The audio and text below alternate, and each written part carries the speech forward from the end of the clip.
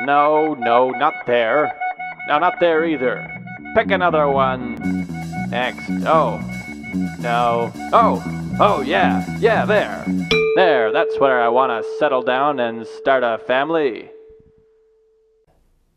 Hello there, welcome to a special edition of In a Handful of Minutes. This episode is a follow-up to last year's episode on urban exploration. And the follow-up is being done by interviewing Stephanie, international playboy and bon vivant and urban explorer, who's been doing it in various cities around the globe for 6 years. Hi, Stephanie. Hey, hello there, handful of minutes, audience. Alright, first question. How do you rationalize the legal transgression? How do you sleep at nights? I have never tried to rationalize it. I am pretty okay with breaking the law if it is for the cause of creating small amounts of mischief. Okay, what got you started? Well, I think for as long as I can remember, I've been poking my nose around places where I'm not necessarily supposed to be, sort of seeing what lies beneath the surface of different places and just, generally trying to satisfy my ridiculous sense of curiosity.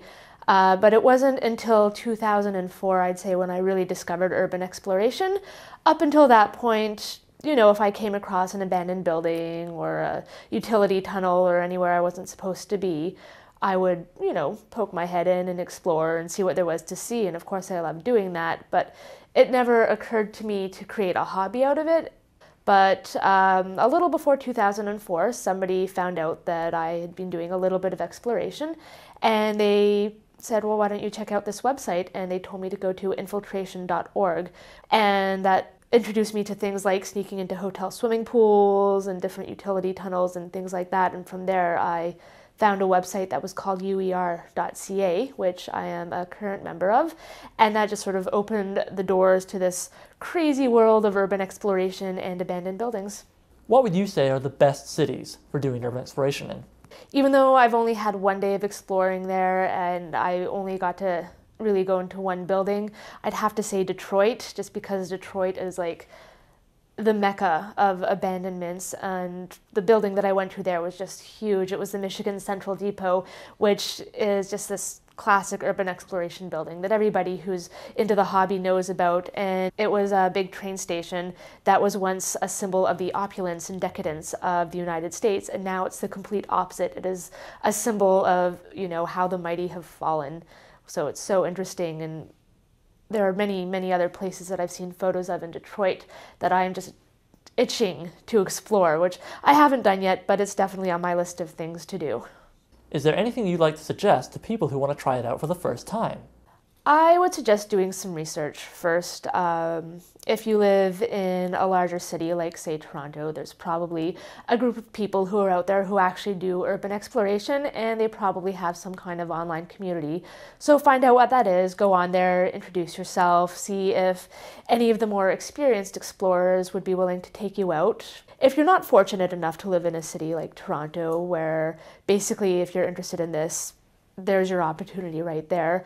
Find a building that you would like to explore, probably something that doesn't have much in the way of security or huge hazards. Start off by just walking around the building, looking for points of entrance, looking for areas where you might be particularly vulnerable to being seen by passerbyers or people who might not appreciate you trespassing.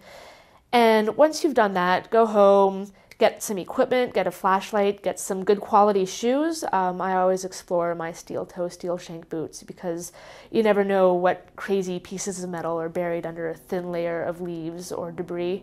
Don't explore by yourself. I've spoken to many people who have been injured by falling through urban exploration, and they would have been downright screwed if they didn't have somebody with them who could help them out of a tight situation. So go with someone you trust, and then just explore, have fun. Like I said, try not to be an idiot about it because it is a dangerous hobby, and then see how you feel about it, and probably it will turn into a beautiful and lovely hobby that will last you for many years to come. On any of the expeditions you've gone on, has anybody else, or even yourself, been caught by security? Why, yes. Yes, that has been known to happen. Usually when I'm exploring with a larger group of people, we tend to flock towards places that we don't really have to worry about security or about being caught. But of course, there's always a temptation to go to places that are a little more difficult and therefore the reward is greater. And those places usually have security. So I've been caught a total of 3 times by security.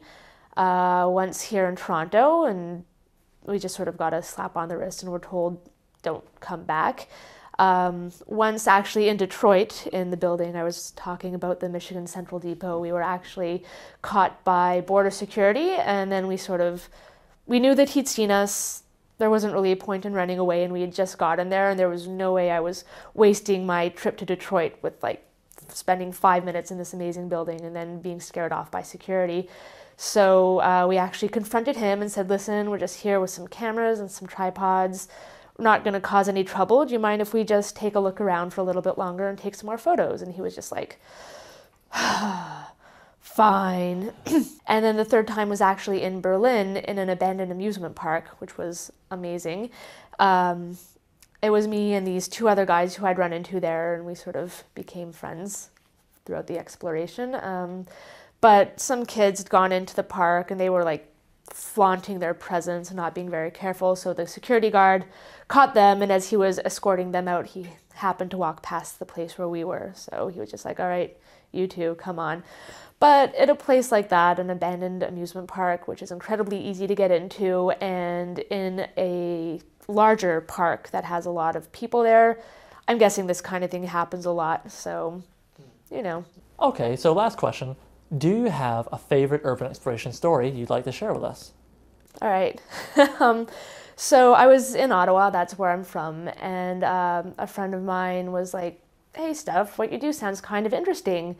Why don't you take me to a building? So I went on to uer.ca, which actually has a worldwide database of abandoned locations. So it's very handy for traveling. And I was going through the list and I was looking for something pretty low key because she had never done it before, so I didn't want anything very challenging. And so I found this motel and I thought, all right, well, why don't we just go to this tiny motel? And I wasn't really expecting anything of it, just like after you've been to these, power plants and amusement parks and mental institutions, the motel is just like, whatever. But we were there and we were in the lobby, and the lobby smelled like a chicken coop, and throughout it there were just these piles of moldy bread, like dinner rolls, and we thought that was kind of peculiar. So we kept nosing around, and then sort of back behind the reception desk, there looked like there was a door that someone had tried to cover up. So of course we had to see what was behind it, and we sort of moved this big piece of like insulating fabric that was hanging over it out of the way, and we opened the door. And it was pitch black in there, just like a little bit of light showing through from the lobby, and there was just this entire wall of red glowing eyes staring at us. There were all of these cages of bunny rabbits along the wall. Yeah, somebody had set up, I guess, a rabbit breeding area in this old motel, and so they'd taken this one room and filled it up with rabbit cages, and they were feeding them the moldy bread that was in the lobby. And there were just these huge, fat, happy rabbits that weren't afraid of us, and they were just the cutest little things. Well, huge, fat things. And they were probably, I don't know, getting farmed for their fur, I guess to make jackets or hats or something. But yeah, that was probably one of my favorite stories just because it was something so entirely unexpected. Anyways, thanks for being with us, Steph. You're welcome, Oliver. Good night, folks. Now that was pretty neat stuff. Still, I really hope that Steph didn't eat any of my chunks of flour bread. Not easy keeping them safe from those rabbits.